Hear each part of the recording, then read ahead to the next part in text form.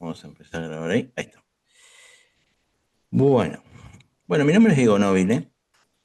Conmigo van a tener esta capacitación de Python.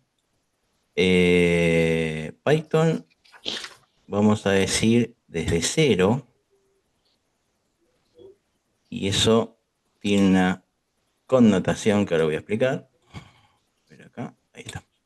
Bien. Cuando decimos desde cero, significa que vamos a estar desde aprendiendo lenguaje desde mi mamá me mima hasta el pretérito pluscuamperfecto. Entonces, ¿qué significa eso? Significa que puede que alguno tenga algún conocimiento, puede que alguno tenga alguna base, pero bueno, paciencia. Las primeras, para los que tienen base o para los que tienen algún conocimiento, las primeras clases siempre son por ahí un poquitito más, menos sorprendentes, digamos, pero eh, muchos de sus compañeros por ahí no tienen, no tienen ninguna base, están acá porque quieren aprender desde cero, porque no tienen ni siquiera algunas nociones, digamos, mínimas. Entonces, un poco por respeto también a los compañeros de nivel más básico, siempre empezamos desde cero cero. Eso por un lado.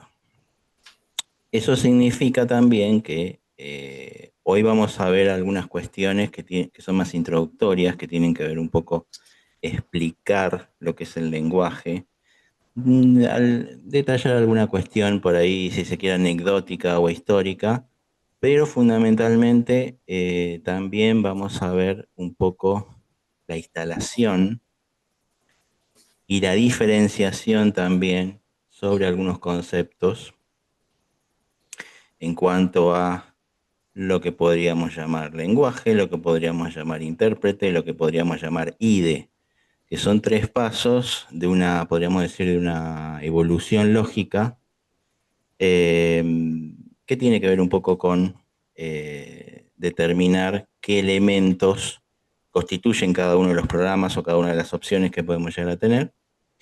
Es decir, sobre qué se basan, si son una IDE, si son básicamente el lenguaje puro, si son alguna otra cosa, diferenciar un poco esas cuestiones también.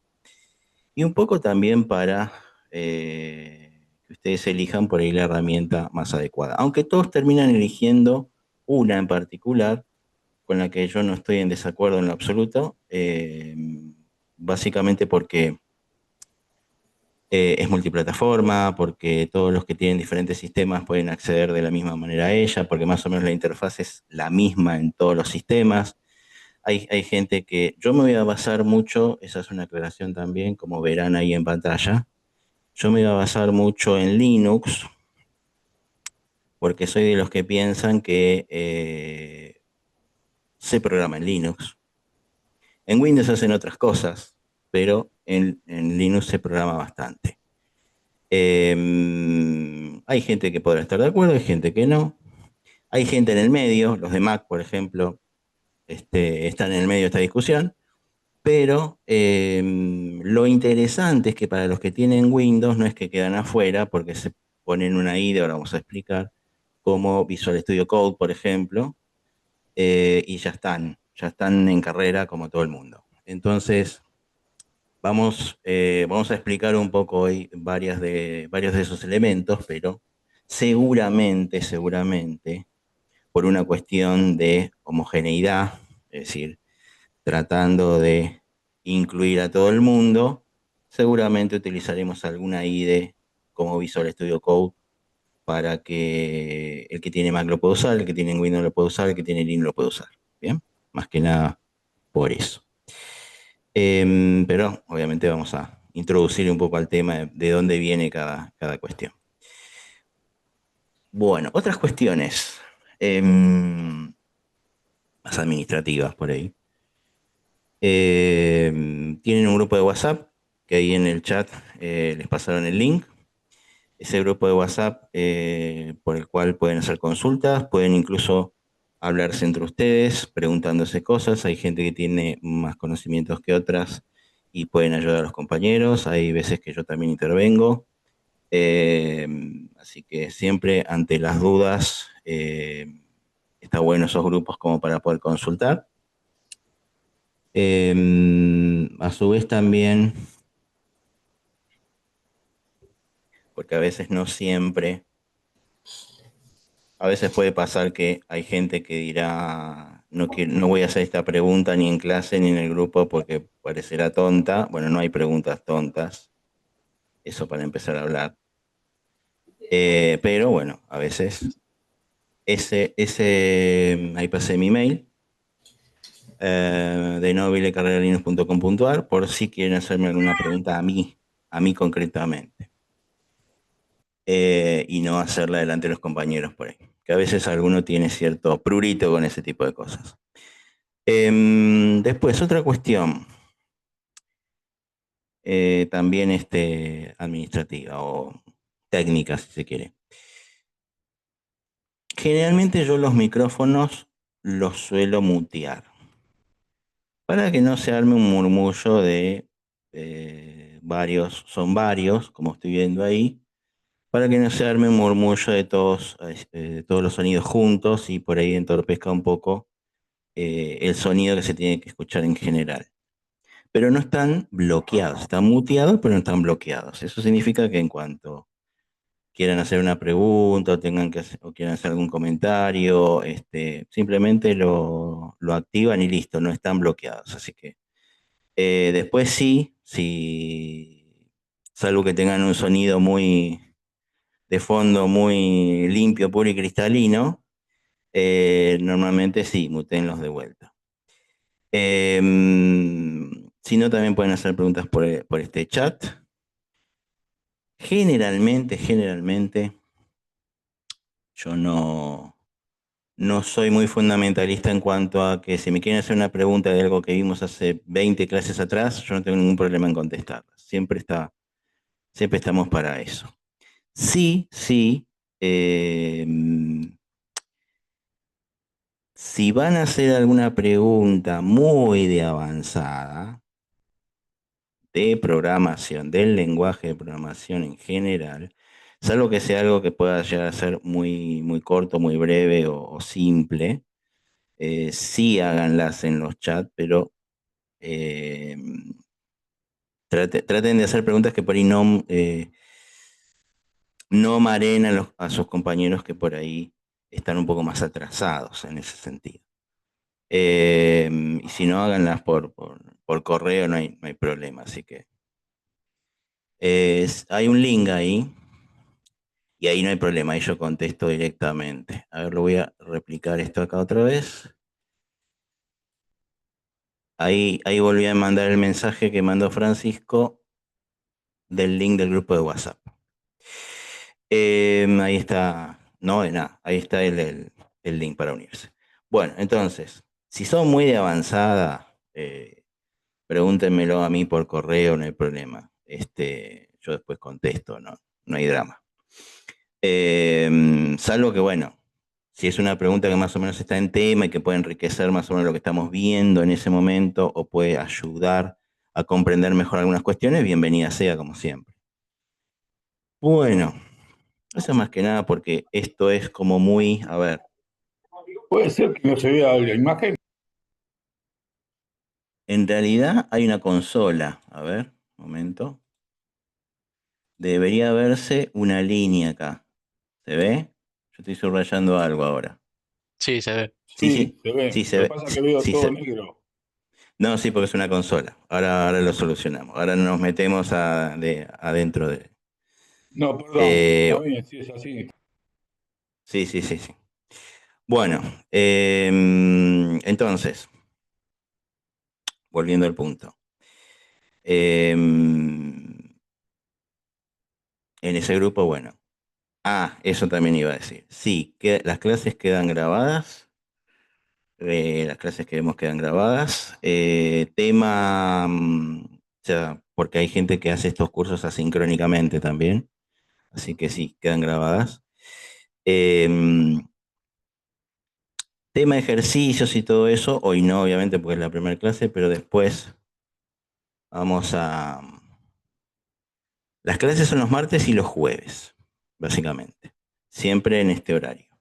Son de 16 a 17:45. Bien, o sea, 6 menos cuarto, más o menos vamos redondeando y terminando. A veces un poco más, a veces un poco menos. No, menos no. A veces un poquitito más, a veces en punto, pero generalmente 6 menos cuarto. A veces, por ejemplo, las primeras clases, a veces suelo dar algún tipo em, de ventajita de decir, bueno, vamos a empezar por ahí un 5 minutos más tarde, o sea, 4:05, para que se vayan ayornando al sistema y puedan entrar sin problemas, pero ya después, a medida que vamos avanzando, casi siempre tratamos de empezar en punto, ¿bien? Porque después, como nos vamos menos cuarto, generalmente tratamos de empezar a las 4 en punto. Pero las primeras clases por ahí suelo dar así algunos días de que empezamos un 5 minutos por ahí un poco más tarde. Ya esta semana generalmente, ya después vamos de a poco, digamos, ayornándonos al horario puntual. Bueno, las clases quedan grabadas, eso ya lo dije también. Sí.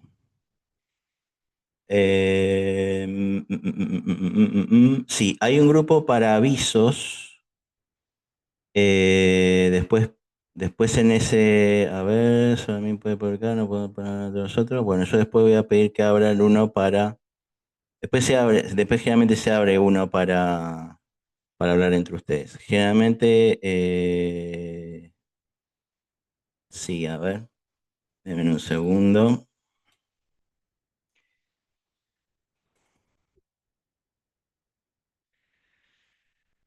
Estoy comunicando.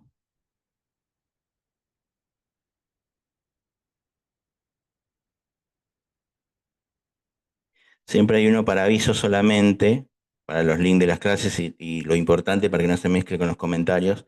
Y después también habilitan uno para ustedes.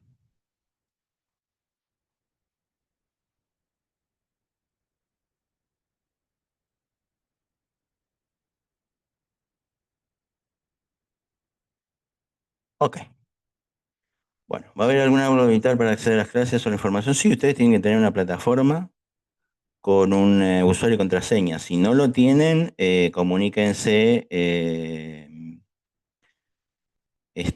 o con Francisco, o con Santino, o con Andrea, depende con quién se comunican ustedes por mail o por teléfono, para que les digan cómo ingresar si es que no tienen las credenciales para ingresar al Moodle de la plataforma de UTN para poder ahí tienen un link, sino también que lo están enviando. Bueno, ¿qué más? A ver acá, ahí estamos. Bien. Después más adelante vamos a hablar tema exámenes. Los exámenes no son durante la cursada. Mi nombre es Diego. Francisco es como el administrador, digamos. Es asistente para ustedes también. Am, después vamos a hablar del tema de exámenes, pero no se toman durante el curso. Se toman después al final con fecha libre, o sea, ustedes eligen la fecha, los tiempos, pero después vamos a hablar de eso más adelante. Tema ejercicios, eso me estaba olvidando decir. No hoy, probablemente tampoco esta semana, pero ya la semana que viene voy a empezar como a dejar ejercicios para que vayan resolviendo. A veces vamos a resolver alguno que otro en clase también, a veces los voy a poner a trabajar también en clase, depende, a medida que vayamos avanzando, a medida que vayamos evolucionando y viendo cómo van.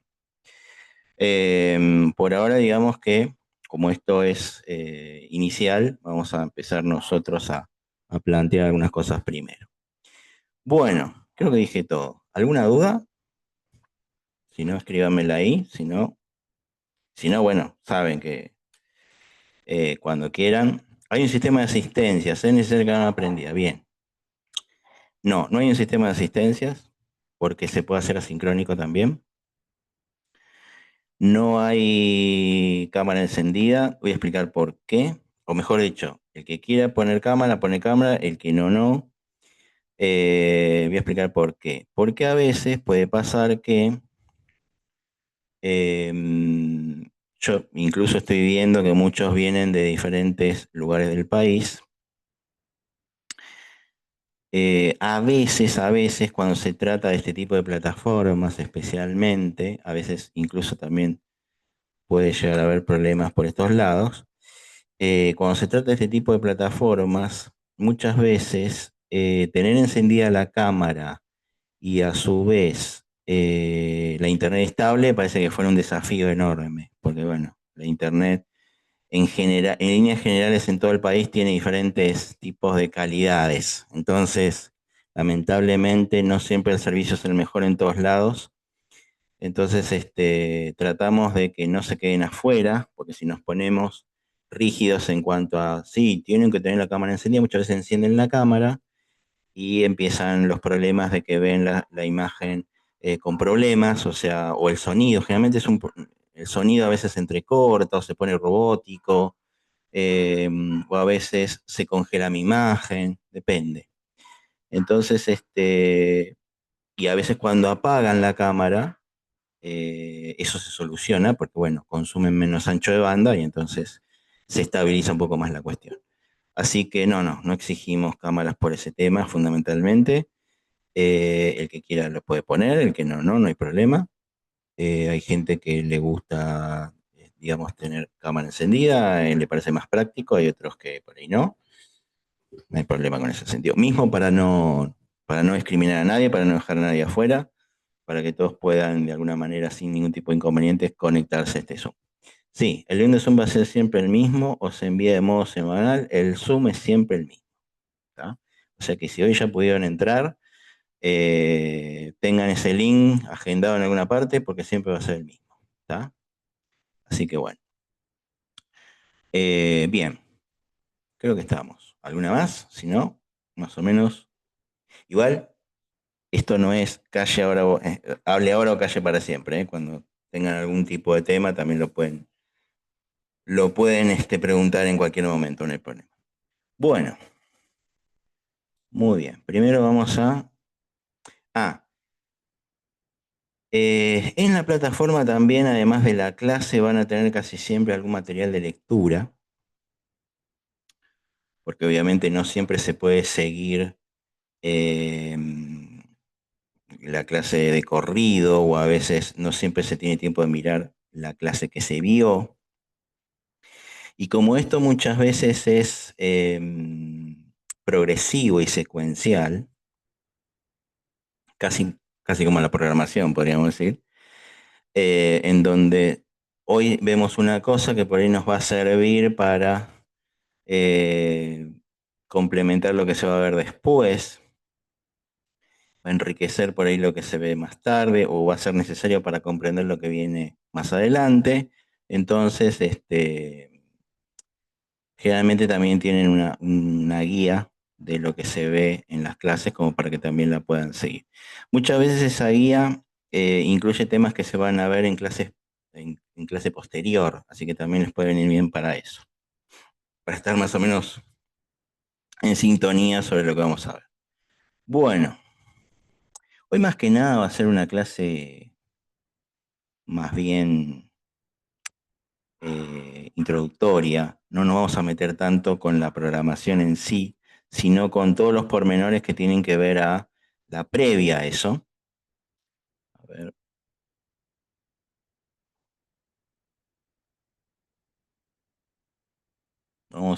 yo casi siempre abro, digamos, el material que les mando como para tener una idea de qué es lo que les mandé y seguirlo, y que después les sea sencillo.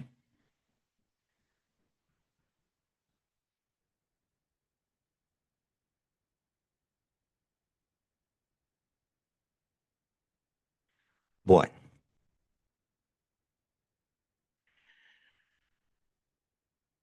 más que nada esta definición que vamos a ver ahora, tiene que ver un poco para explicar en qué tipo de lenguaje estamos parados en relación a otros lenguajes. Especialmente para el que nunca vio Python o por ahí todavía no sabe bien todas las diferencias que tiene en relación a otros. La primera cuestión que voy a decir es que si este es un lenguaje de programación con el cual ustedes decidieron empezar, es decir, no saben ningún tipo de lenguaje y decidieron empezar por uno, y dijeron voy a empezar por Python, bueno, lo primero que tengo para decir es que es una buena elección. Bien. Si bien más de uno te va a decir con C, si vos aprendés C, vas a aprender la base de todos los lenguajes de programación que vengan después de ese, sí, pero es un lenguaje un poco complicado para empezar. Son desafíos demasiado grandes para empezar. Este es un lenguaje bastante versátil en un montón de aspectos, o sea, nos serviría casi para programar cualquier cosa. Y es un lenguaje dentro de todo, digamos, de cierta sencillez para comprender los lineamientos del lenguaje en sí mismo. Eh, Ejemplos. Si yo tendría que aprender a programar web, empezaría por JavaScript, no empezaría por Java. Yo tendría que empezar a aprender por un lenguaje multifacético, empezaría por Python y no por otros. Entonces, esta es una buena elección para empezar, porque en definitiva es un lenguaje que sirve para programar web, para programar juegos, para programar incluso hasta inteligencia artificial, así que imagínense. Bueno, el potencial que tiene. Primero, lenguaje de programación. Las definiciones van a decir que es dinámico, ahora vamos a ver cada una de esas cuestiones. Que es dinámico, intuitivo, moderno, muy utilizado en la industria y en auge, además. Aunque, y acá esta es la que vamos a desmenuzar, aunque es un lenguaje de alto nivel, interpretado, de propósito general, dinámicamente tipado, ahora vamos a ver qué es eso de tipado, fuertemente tipado además, de código libre, multiparadigma y multiplataforma. Bien, parece medio complicada la definición, pero ahora la vamos a desmenuzar. Lenguaje de alto nivel. Bien, por qué es un lenguaje en definitiva interesante para empezar? Porque es un lenguaje de alto nivel y eso significa que es un lenguaje o es de las categorías del lenguaje o es de, de los tipos de lenguaje que son de los, cuando decimos de alto nivel, es porque son lo más alejado posible de lo que se llama el código máquina. Primero y principal, dos cosas. Cuando hablamos de lenguaje, hablamos de programas para hacer programas. ¿Bien? Eso por un lado. Nosotros los programas los hacemos, los desarrollamos con lenguajes. O sea, otros programas, básicamente. Con sus reglas, por supuesto, como cualquier lenguaje. Pero cuando decimos que está alejado del código máquina, lo que estamos queriendo decir con esto es que no tenemos a través de nuestro lenguaje una comunicación directa con el código binario de nuestro equipo, con el código binario de nuestra computadora, con el código binario de, digamos, la máquina en cuestión, sino que estamos ante un lenguaje que está pensado para seres humanos, básicamente. Cuando decimos alto nivel, es porque está pensado para seres humanos. Cuando decimos bajo nivel, es porque está pensado para computadoras, en forma directa. Nosotros nos tenemos que acoplar a ese lenguaje, no al revés. Y cuando decimos, además, que estamos ante un lenguaje, lo que decimos es que estamos ante un tipo de abstracción, es decir, ante un tipo de concepto, ante un tipo de ideas, ante un tipo de sintaxis, ante una forma de hablar. A eso llamamos abstracción. Y es una abstracción que no nos obliga a tener que hacer gestión de memoria, porque es un lenguaje de alto nivel. O sea, está pensado para funcionar en equipos que tiene mucha RAM, que tiene mucho almacenamiento de disco. No está pensado para programar una pequeña memoria, un pequeño microcontrolador. Para eso están los lenguajes de bajo nivel generalmente. Cuando nosotros decimos que queremos programar, por ejemplo, un Arduino, que queremos programar una Raspberry Pi, que queremos programar cualquier otro mecanismo de IoT, o sea, sí, de IoT en castellano, eh, generalmente tenemos que crear programas para pequeños espacios. Y como eso es un lenguaje máquina puro en muchos casos, sí, ese pequeño espacio alcanza y sobra. Normalmente los programas para lenguaje máquina no son de un gran despliegue, de un gran tamaño. ¿Eso significa que no puedo hacer programas de Python para este tipo de dispositivos? Sí, los puedo hacer, salvando las distancias, obviamente, porque hay lenguajes mejores para eso. Pero eh, lo que quiero decir con que sea de alto nivel es que no me tengo que preocupar por gestionar la memoria, ni por reservar espacios, ni por nada que se le parezca. Tener tipado dinámico, eso es lo que me permite un lenguaje de alto nivel, y ahora voy a explicar un poco eso. Tener una máquina virtual o ser interpretado. Bien, esas son las características muchas veces de los lenguajes de alto nivel. ¿Qué es esto Vamos a empezar por el final. ¿Qué es esto interpretado? Bien. Eh, este es un lenguaje que nos permite hacer un código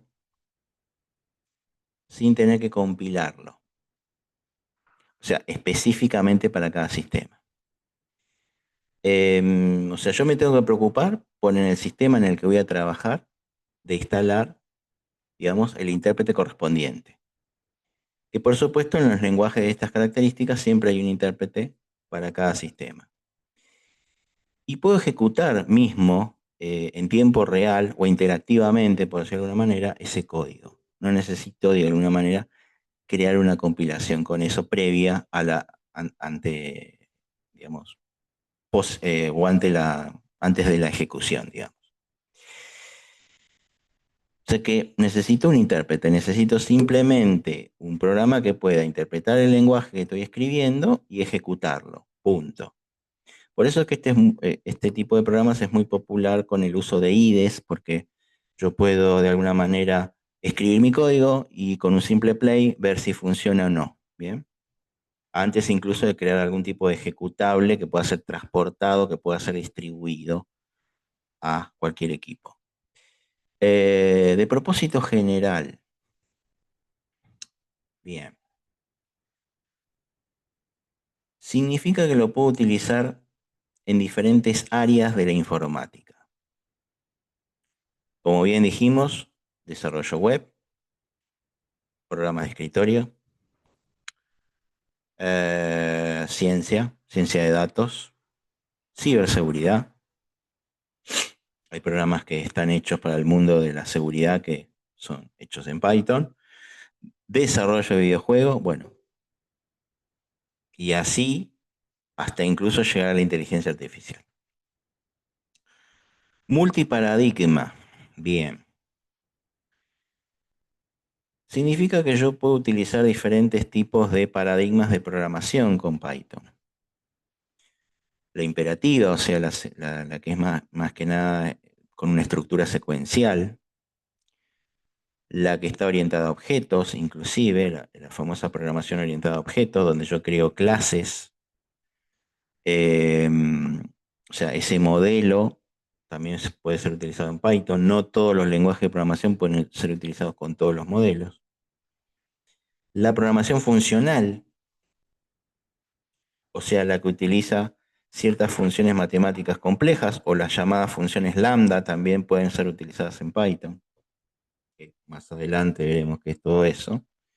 Pero a modo de adelanto, digamos, funciones matemáticas complejas pueden ser utilizadas en Python. Multiplataforma. Al igual que Java, Python tiene una especie de máquina virtual también, en cierta forma. De hecho, lo interesante de Python es que yo puedo crear un entorno ejemplo, yo puedo tener instalado una versión del lenguaje, o sea, puedo tener, no sé, Python 3.9, y si yo necesito por algún motivo utilizar alguna vieja versión de Python, por ejemplo la 2.7, porque hay programas que no son compatibles con las versiones nuevas, me puedo crear un entorno cerrado donde utilice solamente esa versión del lenguaje, como si fuera una especie de entorno aislado. Eso también me lo permite porque, bueno, tiene una especie de máquina virtual. Bueno, eso lo que hace es que, más allá de que lo puedo utilizar en este tipo de técnica, eso lo que hace es que yo lo puedo utilizar en diferentes sistemas operativos. Entonces, hay Python que se puede usar en Windows, en Ubuntu, en Debian, en Linux en general, en Mac, incluso en Android también. Aunque no sorprende eso porque Android es un sistema con núcleo Linux, que después tenga otros componentes que no sean GNU, que es lo que normalmente caracteriza al Linux. Es otro tema, pero tiene un núcleo Linux. Así que no sorprende que se pueda utilizar Python ahí. Bien, ¿y qué es esto de dinámicamente tipado? Bien, la clase que viene nosotros vamos a ver un poco más en detalle lo que son las variables. Y siempre digo que las variables son reservorios de valor, es decir, son como cajas en donde yo meto cierta información, pero no cualquier información. Yo meto una información de un determinado tipo. Y con eso quiero decir que esa información puede ser un número entero, variable entera o de tipo entero. Puede ser un número real, coma flotante, número decimal, como quieran llamarlo. Puede ser una cadena, un string, o sea, un texto. Puede ser un booleano, o sea, dos valores verdadero y falso, por ejemplo. Se puede ser de diferentes tipos, ¿bien? No toda la información es igual. Yo puedo sumar números, no puedo sumar cadena de caracteres y números. Por lo menos no en teoría. Entonces, básicamente, cuando decimos dinámicamente tipado, es que una determinada variable puede ser de un tipo en un momento del programa y después puede ser de otro. No necesito definir el tipo de una variable previamente como en otros lenguajes. En otros lenguajes yo tengo que decir que esa variable va a ser de tipo entero y más vale que no se me ocurra poner otra cosa. ¿Bien? Entonces, básicamente, lo que me está queriendo decir este dinámicamente tipado es que, digamos, las variables pueden cambiar de tipo de dato, vamos a decirle así, dinámicamente. Y no tengo que definir a priori o previamente el tipo del mismo. Bueno, pero, también existe la característica de que deben ser fuertemente tipados. Bien, entonces, tenemos, cuando yo de alguna manera sí trabajo con un tipo concreto, eh, no puedo estar interactuando con lo que se llamaría tipos no soportados, por ejemplo. Esta es una formalidad de alguna manera, pero es simple. Yo no puedo sumar, por ejemplo, uno entre comillas más uno número entero. Porque el uno entre comillas se considera un texto, ¿bien? Una cadena. Y el otro uno se considera un entero. Entonces, yo no puedo sumar un texto con un número entero. Y no me va a dar dos, me va a dar un error. Encima, Python 3 introdujo algunas restricciones todavía mayores, después la vamos a ver, a esta regla. Bien, de sintaxis clara y concisa. Algunos te van a decir que escribir código con Python es como si estuviera escribiendo una receta en inglés, más que un lenguaje de programación. Sí, aunque hay que saber lo que se va a escribir. No es tan intuitivo, pero sí es mucho más intuitivo que muchos otros lenguajes. Que sé, seguro que sí. Em, y cuando decimos una receta en inglés, bueno, sí, es porque la gran mayoría de las palabras, o sea, todas las palabras reservadas están en inglés. Y bueno, las que nosotros podemos llegar a aportar dentro de nuestro programa, sí, van a estar en el idioma que nosotros queramos, pero lo que es palabra reservada, eso sí va a estar en inglés. Entonces, yo puedo escribir print y un texto y ya, obviamente, Python hace lo que tiene que hacer, que es imprimir ese texto en pantalla. No es muy complejo. Después se van a dar cuenta que eh, es un poco más simple de entender que muchos otros lenguajes, que sí tienen así como estructuras mucho más formales, más firmes y más rígidas. Bueno, no todo es maravilloso porque el hecho de que no tenga tantas reglas en un aspecto, en cierta forma hay que regularlas en otro, o hay que poner orden al caos de alguna manera. Em, es un lenguaje que tiene reglas de estilo. Bien.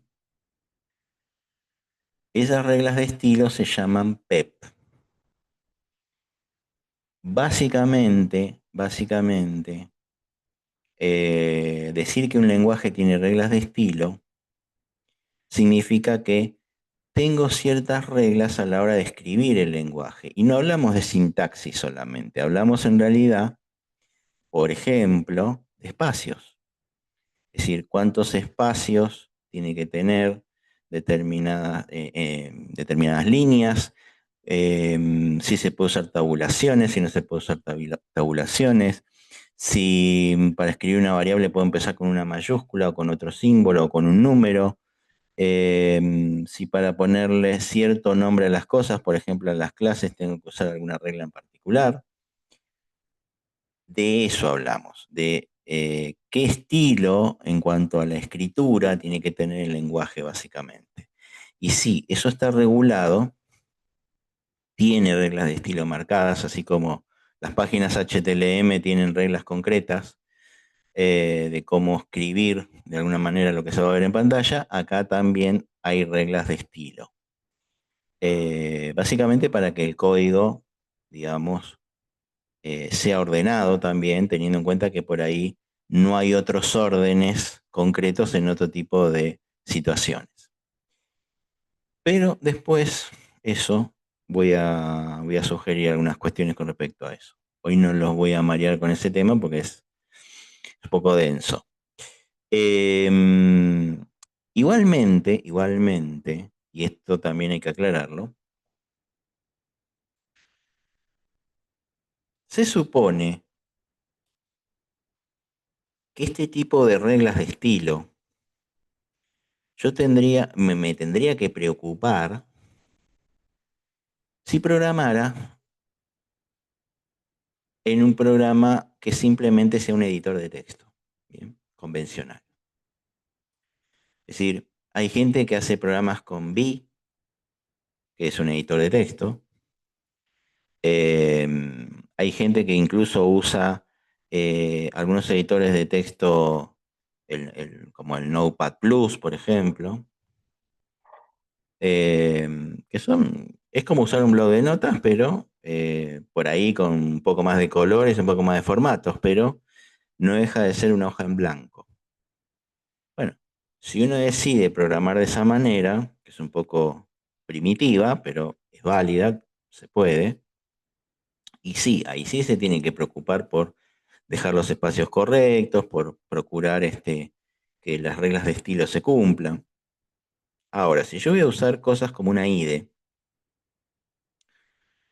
que se supone las IDEs existen para ayudarme a programar, asistirme en la programación, eh, muchas de estas IDEs resuelven estas cuestiones. O sea, van a notar cuando programan en una IDE, para el que ya lo hizo o para el que lo va a hacer más adelante, van a notar que eh, ya me deja los espacios que corresponden, ya me hace sugerencias, incluso me señala en determinados puntos en donde podría haber un error y me sugiere que por ahí es porque falta un espacio o por alguna otra cuestión. Entonces, lo que es regla de estilo, generalmente, eh, estas IDEs las prevén y por ende, e incluso hasta me autocompletan en algunos casos también algunas cuestiones, entonces ya me las resuelve de alguna manera. Pero bueno, no está de más saber que existen y no está de más también saber que si voy a, por algún motivo, ponerme a revisar un programa que por ahí es un poco más primitivo en su desarrollo, tendría que tener en cuenta algunas cosas. En auge, bien, se creó en la década del 90, ahora vamos a hablar un poco de eso también. Podríamos decir que hoy es como el lenguaje principal en muchos desarrollos y que cada vez se utiliza más y que la demanda de estos programadores está en aumento. Sobre todo los de Python, ahora voy a explicar por qué. Primero, vamos a decir algunas cosas como son. Es un lenguaje, ya vamos a ver un poco cortita la historia después más adelante, ahora en un ratito. Este es un lenguaje que se crea en la década del 90, como bien dice por ahí, pero que en realidad no se le dio tanta importancia al principio, hasta que Google posó sus ojos en él. Empezó a llamar la atención y cada vez más empresas importantes empezaron a hacer sus desarrollos en Python. Pero cuando Google dijo, a ver este lenguaje que se trata y empezó como a incluso a... al principio Google había tenido como una especie de sitio donde se podían compartir los códigos, algo parecido a un Git de actual, pero de Google, donde cada uno subía sus códigos para que otros lo pudieran ver y los pudieran corregir y compartirlos entre sí, teniendo en cuenta que era un lenguaje open source. Hasta que Google no hizo eso, el mundo no se dio cuenta que existía Python. Cuando Google empezó a darle importancia, dijo, ah, pará. Si Google está detrás de esto, significa que el lenguaje puede ser interesante o puede ser prometedor al menos. Y así fue. Empezaron a, eh, digamos, darle más importancia a la que tenía. O empezaron a tomárselo más en serio, por decirlo de alguna manera. Bien. Y otra cuestión también, de paso, ya que estamos. Em, muchos van a decir, la inteligencia artificial va a reemplazar los programadores o a los programadores.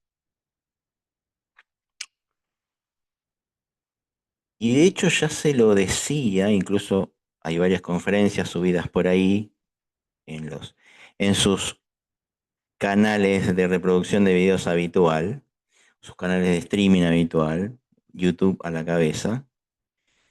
Muchas conferencias de personas que sostienen que la inteligencia artificial va a reemplazar a los programadores. ¿Esto es así?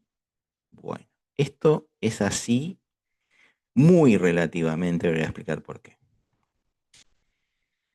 Primero, la inteligencia artificial no se programa sola, por más que algunos piensen lo contrario. Alguien la tiene que asistir, alguien tiene que irla complementando, irla creando, irla guiando, ir alimentándola en cierta forma. Y eso lo hacen programadores. Y en su gran mayoría los hacen programadores de Python, además. Así que, por eso digo que este es un buen lenguaje para empezar, pero es un buen lenguaje también para mantenerse en el oficio. Bien. Segundo, y no menos importante, eh, una empresa como IBM trascendió hace poco en las noticias que despidió una cierta cantidad de personal y la reemplazó por inteligencia artificial. Al mes tuvo que contratar más gente de la que había despedido para poder manejar esta inteligencia artificial. O sea que sí es verdad que automatiza muchos procesos, sí es verdad que es útil, sí es verdad que me ayuda a muchas cosas, pero por ahora, y vamos a decir en principio, por ahora, no estaría pudiendo reemplazar a los seres humanos en esta materia. Sí, obviamente, antes yo tenía que tener un equipo enorme de gente para automatizar ciertos proyectos y para poder terminarlos en un cierto periodo de tiempo. Y ahora por ahí lo puedo realizar un poco más rápido, pero hay algo que es real. Si alguna vez utilizaron la inteligencia artificial para programar, se habrán dado cuenta que a menos que le den las instrucciones más precisas del mundo, no va a lograr el programa que ustedes están pensando o que están pretendiendo que logre. Entonces, ese mismo problema tienen las grandes empresas. Necesitan gente que le pida esa inteligencia de la forma más clara, pero también con el conocimiento detrás más puntual y exacto posible para lograr el resultado que se espera. No es mágico, no es que yo le diga a la inteligencia artificial, haceme un programa para hacer tal cosa, porque no funciona así el mundo. Y la inteligencia artificial va a pensar en el mejor programa posible que yo necesite para esa tarea. No, me va a hacer algo basado en un montón de conocimientos inmersos en las redes neuronales que mejor le parezca, que mejor puedan causar, y siempre va a ser muy genérico el tema, en el fondo. Entonces, para poder guiar a esos monstruos, para poder guiar eh, a esos equipos, se necesita gente. Y fundamentalmente se necesita gente que sepa programar, entre otras cosas, en Python. Así que bueno, no se asusten del futuro que se viene, porque todavía no se viene ningún futuro apocalíptico.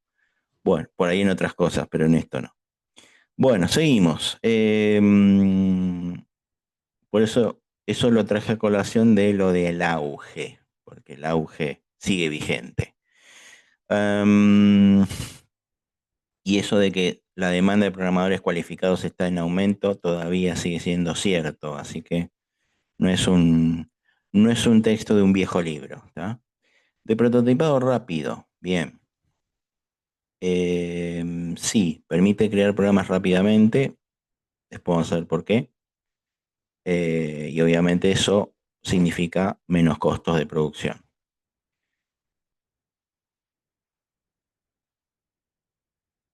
Bien. De código libre y con una gran comunidad. Bien. Esto tiene una ventaja enorme.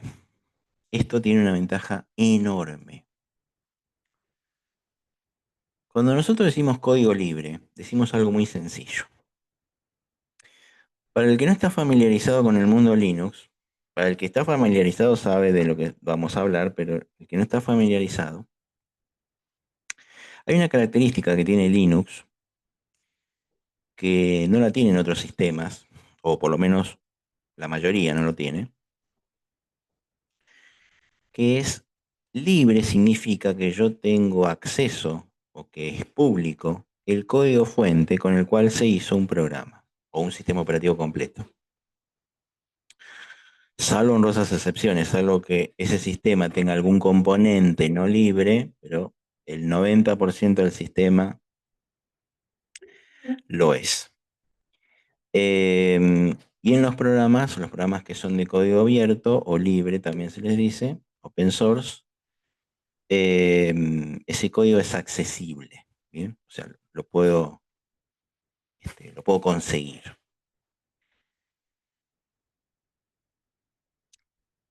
Y uno diría, ¿para qué quiero el código fuente? Bueno, quiero el código fuente porque de ahí yo puedo reprogramar algunas cosas, mejorarlas, crear un nuevo programa a partir de ese código, o crear un programa mejorado a partir de ese código, o con algunos agregados que no tenía.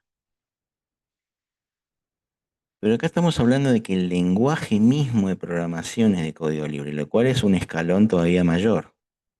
No estamos hablando de un programa. Es como si yo dijera, bueno, sí, es libre para el que sabe programar. O sea, el que sabe programar le va a sacar provecho a esto de la libertad del software. Claro.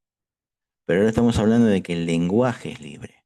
Entonces, per se se supone que yo ya, no sé si diría sé programar, pero estoy en eso. ¿Bien? Entonces, eso es una gran ventaja. Porque eso significa que yo podría tomar un código, agregarle cosas, ayornarlo, o crear yo mis propios códigos, compartir ese código con una comunidad, que esa comunidad vea mi código y diga está bien o está mal, o me diga, podrías agregarle esto otro. Podría tener un grupo de colaboradores inesperado, compartiendo todos el mismo código. Podría alguien haber subido ahora voy a dar un ejemplo. Podría alguien haber subido un código, no sé, a una red o a una nube como GitHub, en realidad un repositorio remoto sería en este caso, como GitHub, y que alguien pueda acceder a ese código, bajárselo y, bueno, y seguir viendo en qué lo puede mejorar. O sea, el alcance es enorme, el techo no existe, ¿bien? Em, y eso hace que se nos facilite muchísimo la tarea de aprender este lenguaje para cosas prácticas, para utilizarlo creando nuestros propios programas. Porque básicamente tenemos acceso a ese código y quizás incluso a otros módulos creados por otras personas y los puedo utilizar para complementar los míos. Ahora voy a dar un ejemplo.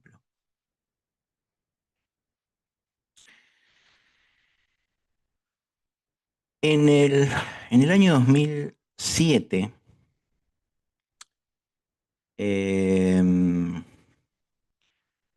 a una compañía francesa, compañía sí, pero era muy pequeña, se le ocurre hacer una especie de Home Assistance, como los que tiene Amazon con Alexa o Google con Hey Google, que son básicamente dispositivos a los que yo les puedo ordenar poner música, que me diga el clima, bueno, en fin, algo parecido a lo que haría con mi celular, pero con algo parecido a un mueble en mi casa.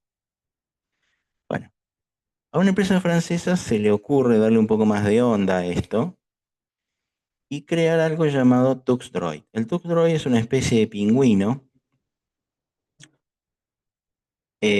o de Home Assistant con forma de pingüino, con forma de Tux, para ser más preciso, que es la mascota de Linux, eh, que tenía una especie de conexión a USB y a través de un dongle, y después se retransmitía inalámbricamente a este pingüino. Y básicamente lo que hacía era, bueno, además de saludar y qué sé yo, me daba ciertos datos que yo le pedía o me avisaba cuando entraban los correos, me los leía, porque también tenía motor de voz, bueno, en fin. Un proyecto muy interesante, programado fundamentalmente, entre otras cosas, con Python. Eh, un día esta pequeña empresa se retira, podemos decir que quebró, aunque no es la palabra exacta, pero sí se retira del desarrollo. Años más tarde, ya por entre el 2020 y el 2022, Ese proyecto es retomado por una empresa holandesa y se le crean códigos para los nuevos Linux. Pero se invita además a las comunidades a que le hagan códigos a ese pequeño Home Assistant. Y hoy por hoy podríamos decir que es una especie de droid, una especie de robot, por decirlo de alguna manera, en el concepto más estricto de la palabra robot, programable, es decir, que cualquiera que le quiera programar alguna función a ese pequeño muñeco lo puede hacer. ¿Bien? Y de hecho, eh, en su GitHub, hay bastantes códigos que se pueden compartir y se pueden aprovechar y se pueden leer para programar esa especie de algunos, en realidad lo que te aclaran siempre que no es un juguete, sino que es un robot interactivo programable. O sea, no es para chicos, es para programadores, para que puedan crearles determinadas rutinas a ese Home Assistant. Y así surgieron también otros proyectos en el medio de esta compartición de código. Nombré uno por nombrar un ejemplo, ahí lo escribo,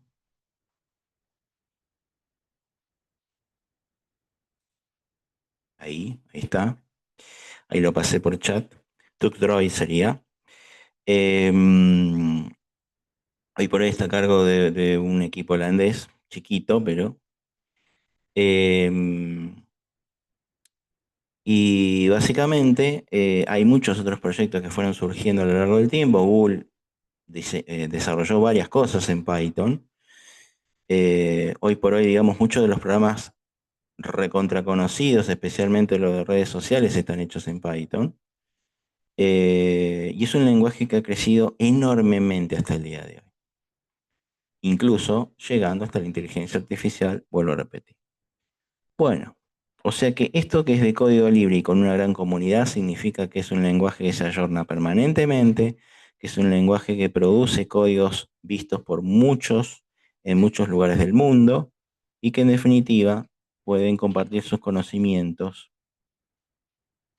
para lograr programas enriquecidos sobre la base de una comunidad. Bien, campos en los que se usa Python: ciencia, cálculo científico fundamentalmente, ciencia de datos es el pilar de funciones como el machine learning, la inteligencia artificial, el data mining, desarrollo web. De hecho, tiene dos compañías como Pinterest o Instagram, por ejemplo, están hechas netamente en Python. Hoy por hoy, con la incorporación de Instagram a Meta, casi todo lo que es de Meta está hecho en Python o tiene algún basamento importante en Python. El WhatsApp que todos usan en sus celulares, el Facebook, Instagram y todo lo que sea de Meta tiene base Python. Em, y cuando desarrollo web o hago desarrollo web con Python, generalmente se utilizan otros programas como Django o Flask para poder programar en este tipo de plataformas. Bueno, también aplicaciones de escritorio, gracias a que Python hace un tiempo largo ya incorporó una serie de librerías gráficas para que las aplicaciones de Python tengan ventanas y por ende se parezcan a un programa gráfico normal. Este PDF ya está subido a la plataforma. Después, bueno, si alguno después lo quiere mandar al WhatsApp, lo puede hacer también. O cuando tengan el grupo general, yo también se los mando por ahí. Si no. Bueno, entonces, pero si no, fíjense que en su plataforma de Moodle está ya subido esto. Entonces decíamos, gracias a que se crearon cosas como PGTK o PQT o TK Inter, estas, que son básicamente módulos para hacer ventanas, módulos gráficos, muchas aplicaciones conocidas, especialmente en el mundo Linux, pero también algunas de otros sistemas operativos, están hechas en Python y son aplicaciones gráficas. TikTok también usa Python, sí señor, exactamente. Bueno, casi todas las redes sociales usan mucho, bueno, YouTube usa mucho Python también. O sea, prácticamente no hay producto de Google hoy por hoy que no utilice Python en algún u otro aspecto. Bueno, también se usa para desarrollar videojuegos porque también existe una librería llamada Pygame.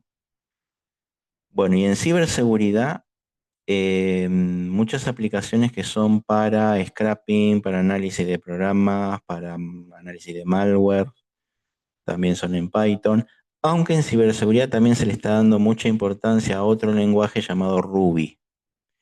Ciberseguridad está un poco repartido el tema. Tenemos aplicaciones en Python, pero también tenemos aplicaciones en Ruby, que es otro lenguaje también, vamos a decir, superador en cuanto a esta funcionalidad, porque quien lo creó para fundamentalmente los aspectos de seguridad informática.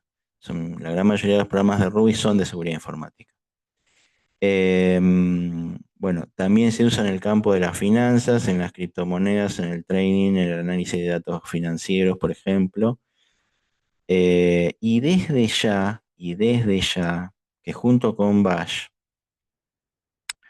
es uno de los lenguajes más importantes para lo que se llama el scripting. El scripting, básicamente, o la creación de scripts, son pequeños programas que se utilizan para automatizar tareas fundamentalmente en servidores. ¿Bien? O sea, un administrador de sistemas, un administrador de servidores, generalmente cuando necesita crear una rutina que se haga automáticamente en un determinado momento, porque se pueden programar más o menos con qué frecuencia se quieren ejecutar. Generalmente se hace esto en un pequeño script. ¿Por qué es un lenguaje importante dentro de este mundillo del script? Porque el script básicamente no es otra cosa que una serie de instrucciones hechas en un bloc de notas, por decirlo vulgarmente, en un editor de texto plano común y corriente. ¿Bien? Yo hago los scripts en ese tipo de archivos. Y como que lo único que necesito es un intérprete, es decir, el lenguaje instalado que me interprete esas instrucciones y me las ejecute, bueno, por eso es que puedo hacer pequeños programas en ese tipo de archivos y que sean ejecutados sin ningún inconveniente. Así que, en definitiva, también es un lenguaje muy fuerte en este mundillo. Un ejemplo, supongamos que yo necesite actualizar mi servidor regularmente a una cierta hora. Vamos a suponer todos los días para que no se acumulen las actualizaciones y al ser un servidor estén las actualizaciones más recientes lo antes posible. Entonces vamos a suponer que yo actualizo mi sistema, algo que es muy importante y muy necesario para evitar, por ejemplo, problemas de seguridad. O sea, generalmente cuando yo actualizo un sistema, no solamente actualizo los programas, sino que también hago actualizaciones de seguridad, parches para ciertas vulnerabilidades de ciertos programas. Entonces, vamos a suponer que yo programe que ese script se ejecute, por ejemplo, en un horario donde no entorpezca el funcionamiento habitual, por ejemplo, de una empresa. Entonces, vamos a suponer que, no sé, desde las 12 de la noche a las 8 de la mañana no hay nadie ahí. Entonces, bueno, vamos a suponer que yo programo que después de la 1 de la mañana se ejecute el script todos los días. Bueno, esa tarea yo la tengo que automatizar. Es una serie de comandos, la actualización muy simple, pero lo tiene que ejecutar alguien. Entonces, como no hay presencialmente nadie que lo ejecute físicamente en ese lugar, bueno, el script se va a ejecutar a una determinada hora que yo le programé y va a empezar a hacer la actualización. Y para cuando empieza a venir la gente, ya están las actualizaciones hechas. Entonces, eso lo puedo hacer en un simple bloc de notas con una serie de instrucciones muy simples, en lenguaje, algunos usan Bash, pero también se puede usar Python. También me sirve hasta para eso, así que cosa que no puedo hacerlo con otros lenguajes así nomás. Bueno, esto empieza a crearse en 1989, aunque ve la luz en 1992. El autor de Python es Guido van Rossum. Lo único que me interesa que ustedes sepan de esto es, hay una rama 1.0 que llegó hasta el 2000, finalizó en 1.6 y no existe más. Hay una rama 2 que todavía sigue vigente, que todavía se puede instalar en varios equipos, que llegó hasta la 2.7, pero ya no tiene más actualizaciones. Y la rama que se usa actualmente, que es la que nosotros vamos a usar también, es la rama 3 de finales del 2008. Es la rama actual. En este momento está, bueno, ahí dice 3.9, pero está un poco más alta. Em, a ver cuál tengo yo en este momento.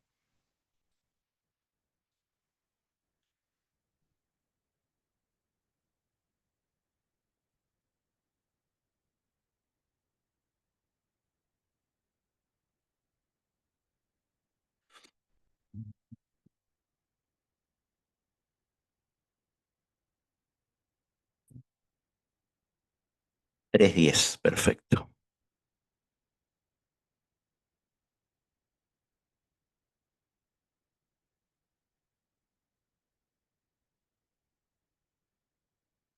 Igual hay más modernas, pero bueno, en principio ya hay más que 3.9 básicamente. Em, entonces, esa es la que está vigente actualmente. Bien, a ver. Algunas cuestiones importantes en relación a la sintaxis. Esto un poco tiene que ver con los PEP que explicábamos antes, pero ya vamos a ver, la lógica del lenguaje se basa fundamentalmente en algunos principios, por ejemplo, la identación. La identación es esa separación que hay de algunos textos de la sintaxis en relación al margen, o sea, por ejemplo, acá, ¿eh? Esto no está en la misma línea que lo demás, y tampoco la primera instrucción que yo escribo arranca desde el margen. Bueno, esas son reglas. Generalmente la PEP vigente dice que las indentaciones tienen que hacerse utilizando 4 caracteres espacio, es decir, yo tengo que empezar a escribir 4 caracteres espacio después. Bien. Pero insisto, eso se supone que una IDE ya lo prevé. Bien. Pero después tengan en cuenta que si ustedes copian un código y ese código no se copia bien, se copia todo en la misma línea, en el mismo margen, probablemente de un error. Bien. Tengan en cuenta que existe eso. Pero vuelvo a repetir, con respecto a la utilización de algunas IDEs y demás, eso se corrige. Bueno, sí, bueno, hay que destacar también que es un lenguaje que tiene, digamos, cierta expresividad y también claridad. Después lo vamos a ver eso. Como todo lenguaje tiene la posibilidad de utilizar comentarios, casi todos esos comentarios se hacen con numerales, aunque también se pueden utilizar otro tipo de caracteres, pero en principio, como las comillas, por ejemplo, como en este ejemplo, o numerales como en este otro. ¿Ven? Acá tenemos comillas y numerales. Esas son las dos más importantes para hacer comentarios, que después van a ver que los comentarios en realidad son para, muchos programadores lo utilizan para que les sirva de guía en muchos casos en un programa como para estar situado en tiempo y espacio en cuanto a qué se quiso poner en ese programa, o también documentarlo para otros, es decir, qué significa cada una de las líneas que a veces uno escribe en un programa. Obviamente uno las sabe quizás, pero por ahí, como lo tienen que leer otros miembros de un grupo, por ejemplo, eh, muchas veces se hace para eso. No se usa tap para indentar, bien, esa es una buena pregunta. Es- el tema del tap es un poco tabú en el Python 3. Después lo vamos a explicar, pero el tabulador en Python 3 está, no digo prohibido, pero no está no está muy aceptado. Después voy a explicar por qué. No, se usa más que nada espacios. El tabulador es un poco, puede dar algún tipo, no, no se considera una buena práctica el tabulador, pero después vamos a ver por qué. Bueno, no de nada. Bien, dijimos lenguaje, intérprete. No es lo mismo. El lenguaje básicamente es todo lo que necesito para tener una serie de reglas, para poder escribir en ese lenguaje, para poder hacer sintaxis en ese lenguaje. Lo que me va a permitir programar en ese lenguaje. Si no tengo ese lenguaje instalado, mi computadora no va a saber hablar en ese lenguaje. Pero el intérprete, básicamente, es alguien que va a leer la sintaxis de un determinado lenguaje, lo va a interpretar, es decir, va a convertirlo en un programa funcional en cierta forma y lo va a ejecutar. ¿Bien? Normalmente cuando yo instalo el lenguaje, generalmente ya instalo un intérprete, lo cual no significa que por más que yo tenga instalado el lenguaje, no pueda ponerme un intérprete de otras características. Pero bueno, normalmente el que se ve mucho, especialmente en el mundo Windows, es el CPython. Es el intérprete oficial, está escrito en C. Por supuesto que hay intérpretes de Python escritos en Python también, pero normalmente está escrito en C para evitar, digamos, depender de Python para lo más básico, que es tener un intérprete básicamente. Por si falla el lenguaje o falla alguna cuestión. O por si, obviamente, primero tengo que tener instalado el lenguaje antes de poder tener un intérprete en Python. Pero no es el único, tenemos el PyPy, que es que es una evolución del anterior, el IronPython, que está basado en .NET, el Jython, que es un intérprete de Python hecho en Java. Y acá vienen las primeras cuestiones. A ver, vamos a empezar por el lenguaje. Si lo que tenemos es un Windows, python.org downloads. Python.org downloads.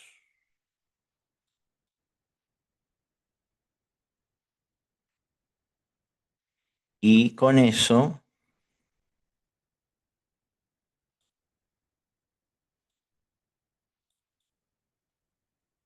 ahí, y con eso se pueden bajar, en principio, el lenguaje con una especie de intérprete por defecto, y generalmente también trae una terminal por defecto, que casi siempre es IDLE, IDLE.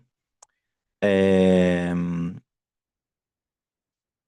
y generalmente tienen en el mismo lugar, tienen las versiones también para Mac. Bien, ahora voy a aclarar un detalle con eso. Y también hay versiones para otros sistemas. Bien, en Linux normalmente no se necesita ir acá, pero en Windows sí, y en Mac muchas veces también van a encontrar la versión acá. Eh, la de Windows casi siempre está en este link.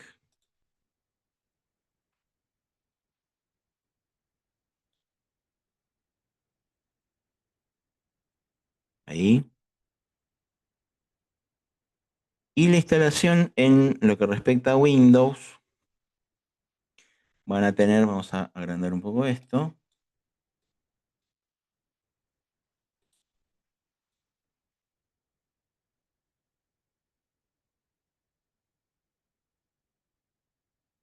Van a tener una primera pantalla en donde les va a decir si quieren instalarlo ahora o si quieren customizarlo. Customizarlo significa sacarle fundamentalmente algún que otro programa complementario o alguna documentación, pero generalmente si ponen instalar ahora, se instala fundamentalmente lo que es el lenguaje, lo que es idle, que es la consola por defecto, y por supuesto el intérprete también.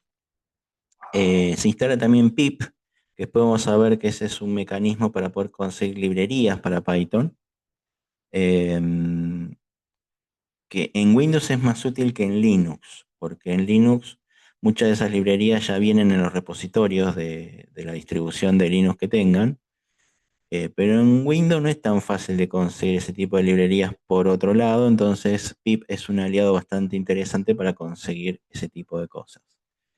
Generalmente módulos que nos pueden llegar a ser útiles para programar alguna cosa, alguna cuestión un poco más sofisticada. Sí, Picha Python 3.11 sirve igual, sí, sí, te puede servir. Eh, Acá siempre es importante. Sí, ¿qué ventajas tiene programar en Linux para nosotros como principiantes? Mucho más fácil de obtener los módulos, todos los complementos que se necesitan para programar. Em, pero eso también de última lo puedes suplir con, si no tenés Linux y por ahí no estás muy familiarizado en cómo instalarlo, eso lo podés suplir em, usando, por ejemplo, Visual Studio Code, que ahí vas a poder instalar el intérprete, instalar el lenguaje y seguramente, como tiene un paquete de plugins importante, se va a poder instalar también muchos de los complementos que por ahí necesita el lenguaje para funcionar. Ah, no me aparece esa imagen que está mostrando. Bueno, esa imagen puede ser porque se instala esto se instala desde la página para Windows, digamos, pero esto es Python para Windows, puede que no aparezca exactamente así, dependiendo con qué estamos queriendo instalar y eso. Bueno, acá instala esto acá, es uno de los ejemplos, y bueno, y se instala satisfactoriamente. Importante de esta instalación, pongan, agregar, bueno, Python, la versión que sea que estén instalando ahora. Visual Studio Code es un IDE, sí, no solo para Python, sirve para muchos lenguajes.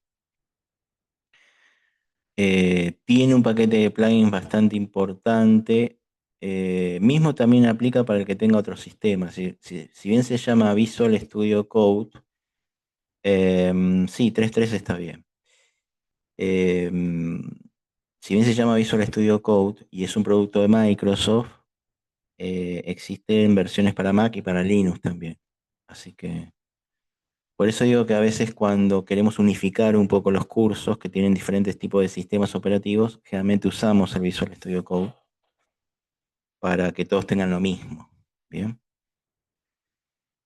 Sí, seguramente Visual Studio Code como IDE específico. Bien.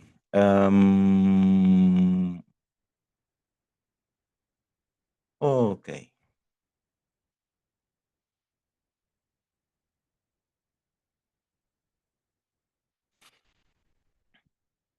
Ah, esto.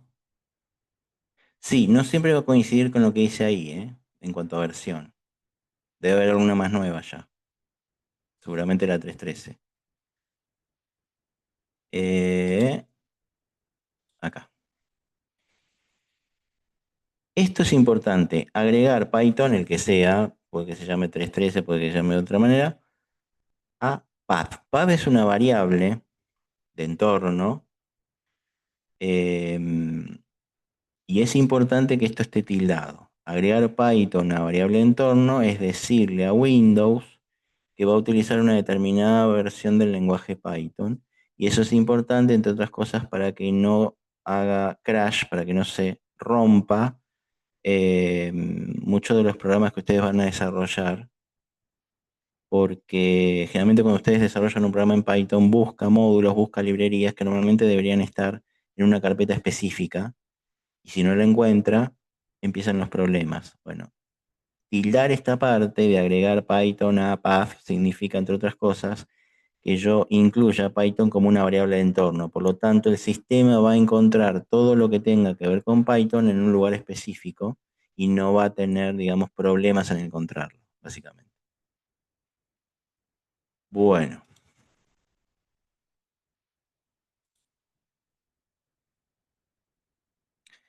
bien. Esto es lo que instala como extra, además del lenguaje, es esta consola. Si la puedo agrandar un poco más. Sí, esta consola básicamente es la que ustedes van a ver que instala por default.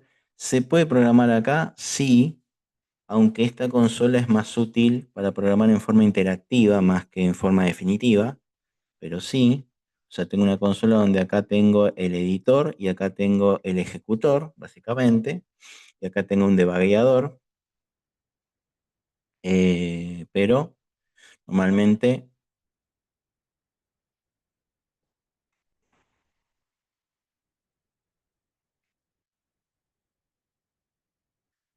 vos tenés, a ver,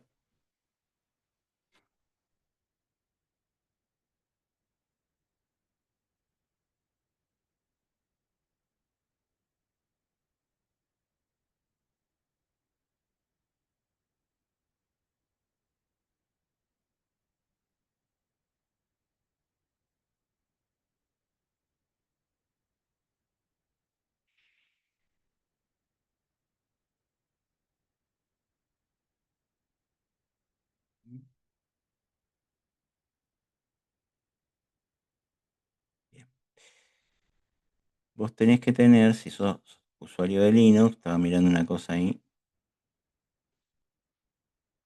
tenés que tener una consola seguramente,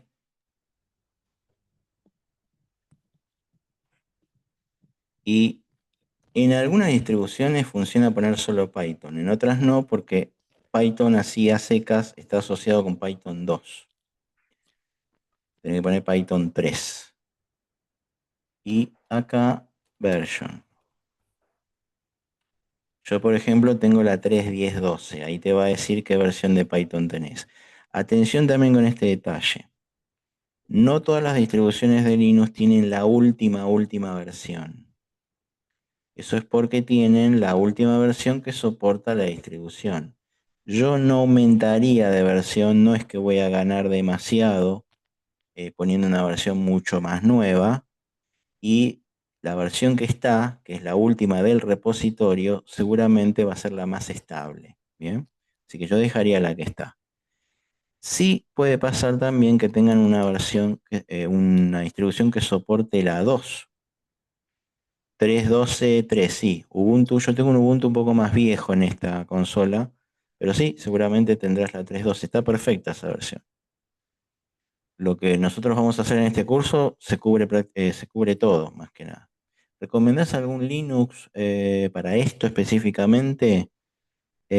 Ubuntu está muy completo, Debian también, pero si quieren uno que esté más o menos bien cargadito en cuanto a un montón de posibilidades que me dan ambos mundos, yo diría Mint también, si no.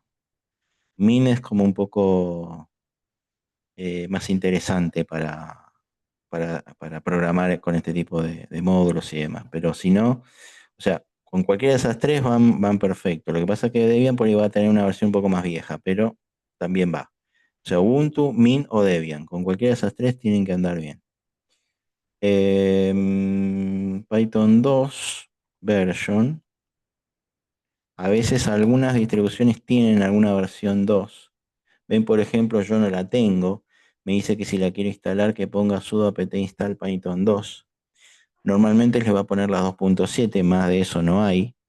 Así que, y en realidad, sí, Mint como menta, exactamente, Linux Mint. Y en realidad, el hecho de que sea, eh, digamos, de que sea una edición vieja de Python es porque algunos programas no son compatibles con Python 3. pero en realidad tendrían que tener la 3 instalada, más que nada.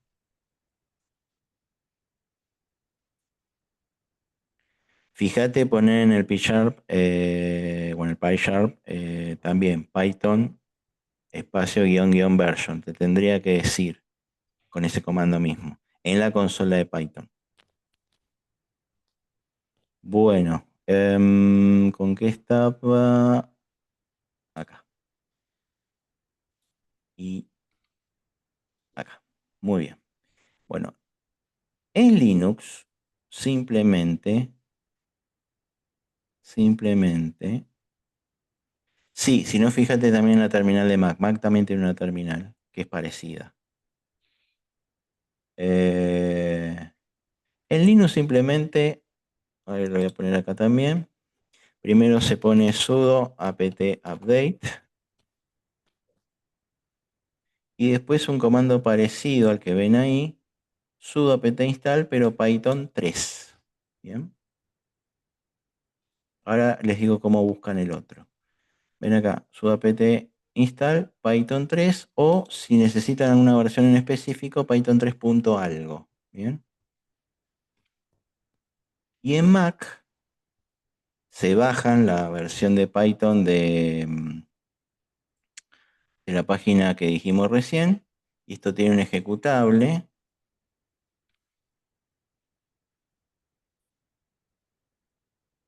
Ven acá tiene la idle, o sea, la consola. Acá tiene el lanzador. Y tiene un instalador como este, en donde van siguiente, siguiente, siguiente, hasta poner cerrar. Y este acá, no me detengo mucho en Windows y Mac porque tiene estos asistentes que son fáciles de seguir. Bueno, a ver acá, 70, ahí está. También, ahora les digo que buscan en Visual Studio Code. También se puede instalar con Brew, que es algo muy conocido en el mundo Mac para poder instalar complementos de otros sistemas. Y ponen Brew install Python. También se lo pueden instalar con esto. Bueno, antes de la llegada de Visual Studio Code, existieron lo que se llaman las distribuciones. No tiene esto mucho que ver con las distribuciones de Linux. Son distribuciones de Python.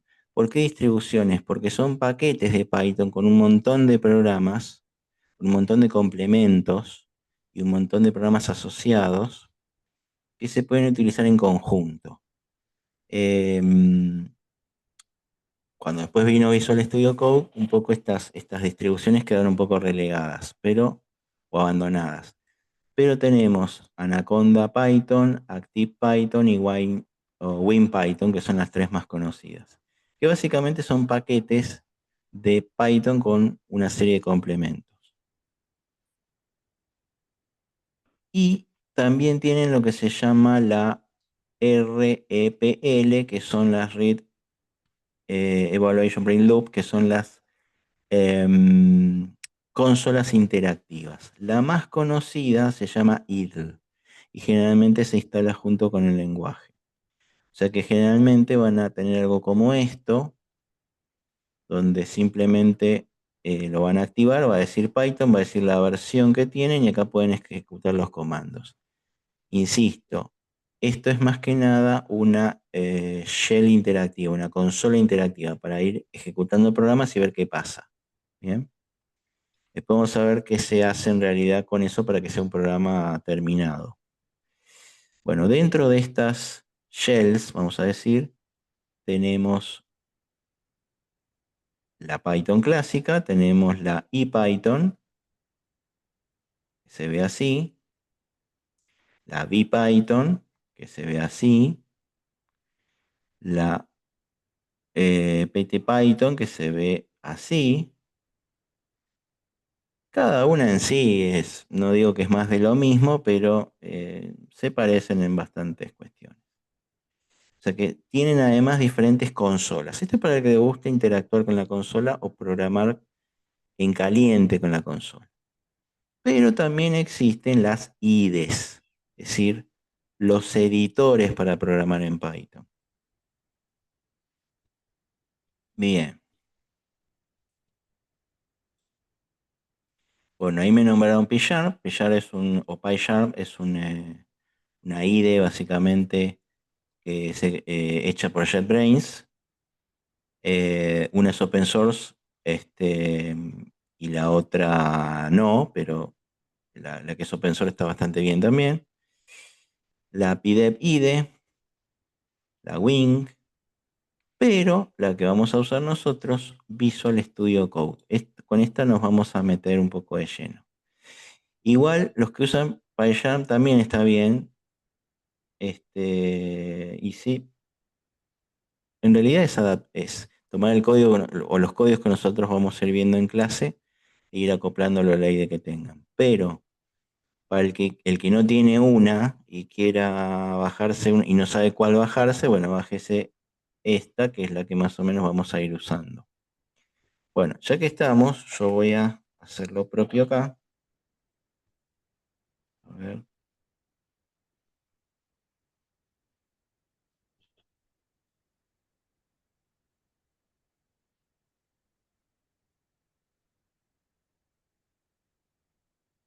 Bueno, Visual Studio Code, esto que estoy haciendo ahora lo pueden hacer en Mac, lo pueden hacer en Windows.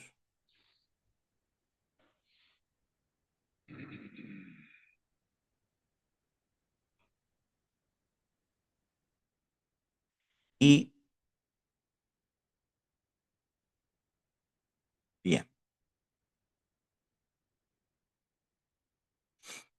bueno, a mí me detecta el sistema, sabe que tengo un Linux, entonces me ofrece bajarme la versión .deb, que es para los Ubuntu, los Debian, los Mint, los Zorin, todo lo que sea derivado de Debian básicamente o de Ubuntu, y la versión RPM, que es para los derivados de Red Hat, el que tenga Red Hat, Alma Linux, Rocky Linux o CentOS o bueno, Fedora, todo ese tipo de familia, digamos, tienen esta otra versión también que es RPM.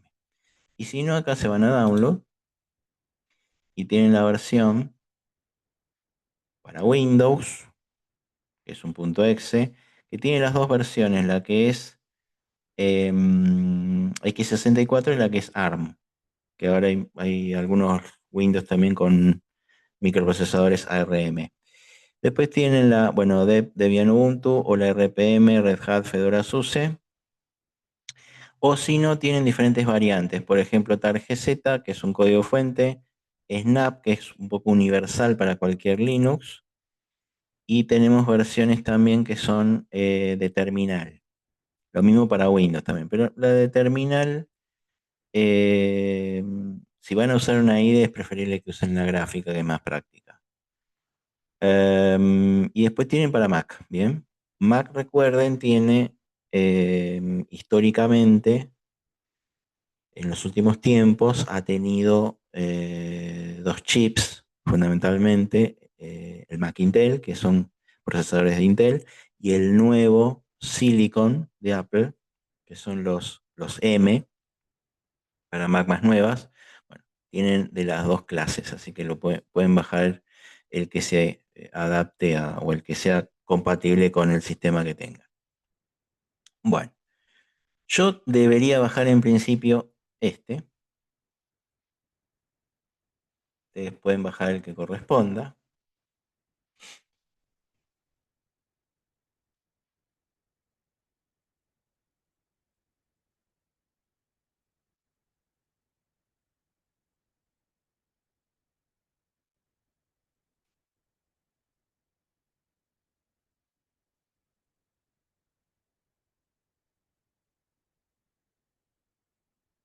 Bueno, en el caso de Linux, muchos Linux admiten el doble clic, otros directamente tienen que poner abrir con y seguramente tendrán algún programa como GDebi o como un instalador de paquetes.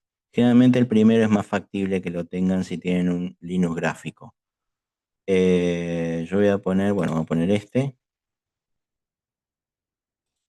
Y en bueno, acá va a decir el programa, bueno, a mí me va a decir reinstalar porque ya lo tengo instalado, pero ya que está lo vamos a poner así. Todos los que tienen Linux saben que tienen que tener una clave de administrador. Em,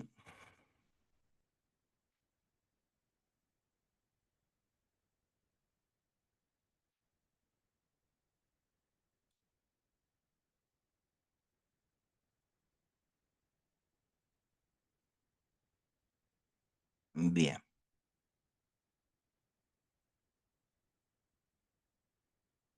Bueno, vamos a ver de paso. Y bueno, y eso lo dejan instalándose. En el caso de los Linux no tiene mucha cosa para contestar, más que nada al final les pregunta si quieren agregar los repositorios de Microsoft a la lista de repositorios, ponen que sí y listo. Eso es para que se actualice. Bueno, acá. En el caso de otros sistemas, bueno, eligen el que corresponde.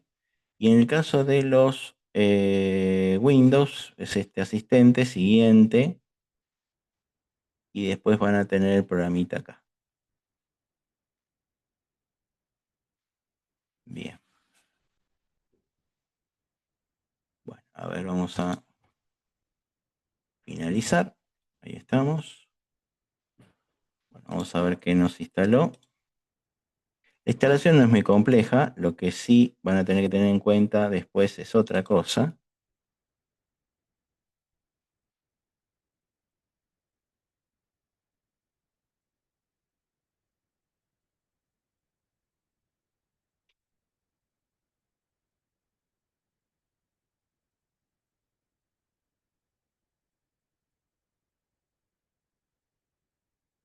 Bueno,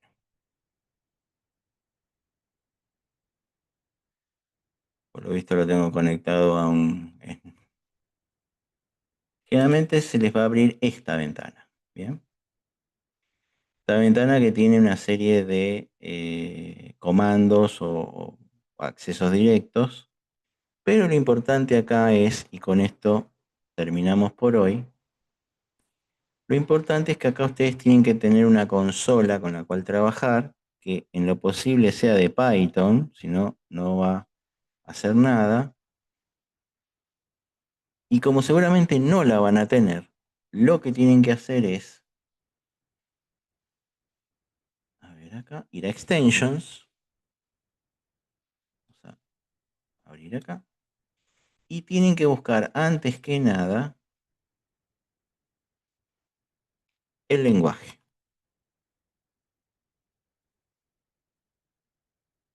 Bien, generalmente es este, Python. Y tienen que bajarse esto, Python Extension for Visual Studio Code. Acá, bueno, acá yo ya lo tengo instalado, no va a decir uninstall como en mi caso, sino en el de ustedes va a decir install y se instalan ese complemento. Ese complemento tiene que estar instalado acá de costado. Reinician el Visual Studio Code, o sea, lo apagan y lo vuelven a levantar, o sea, lo cierran y lo vuelven a levantar, y deberían ya tener la consola entre la lista de consolas que va a haber acá de este costado, debería estar la de Python, ¿bien? Acá yo justo ya la tengo acá. Igualmente la próxima lo que vamos a hacer es explicar alguna cosita más y ya poner esto eh, digamos, ponerlo en funcionamiento para que después ustedes puedan eh, ya empezar a desarrollar con esto. Usando editores como Gedit o Vim, sí. ¿Se nos va a complicar mucho? No, no porque en realidad el código lo pueden escribir donde ustedes quieran. Lo único que quizás sí van a tener que tener en cuenta cuando escriben así, con ese tipo de programas, es las indentaciones, o sea, la separación, nada más. Si tienen en cuenta eso, es más, la próxima les voy a explicar un poco cómo de un código, generar un ejecutable y ejecutarlo básicamente para los que usan fundamentalmente ese tipo de editores y no tanto estos que son más IDE, digamos, más de ayuda en la programación. Así que bueno. No se complica para nada. Después vamos a ver. Por lo menos no por ahora, porque durante un tiempo vamos a usar códigos que tienen que ver con programas de tipo terminal, así que no es que vamos a empezar, no es que vamos a arrancar haciendo ventanas. Entonces, al principio no se complica para nada. Después por ahí se pone un poco más complejo, pero en realidad tendrías que poder llevarlo adelante igual con un editor de esos. De hecho, mucha gente todavía programa con eso, así que no debería ser un problema. Eh, es mejor usar Visual Studio si es más, para el que recién empieza es más práctico tenerlo así. Después voy a mostrar por qué, cuál es la dinámica que tienen estos programas que lo hacen un poquitín, no es que es milagroso tampoco, ¿eh? No es que programa por ustedes, pero sí está mucho más accesible a algunas cosas que por ahí en una terminal pura se complicaría, ¿bien? O no sería tan fácil de encontrar. Bueno, gente, como yo siempre digo en las primeras, un gusto. Nos veremos el jueves. El jueves vamos a seguir un poco con esto. Ya el jueves, sí, yo ya avisé. Vamos a ver cuándo lo levantan.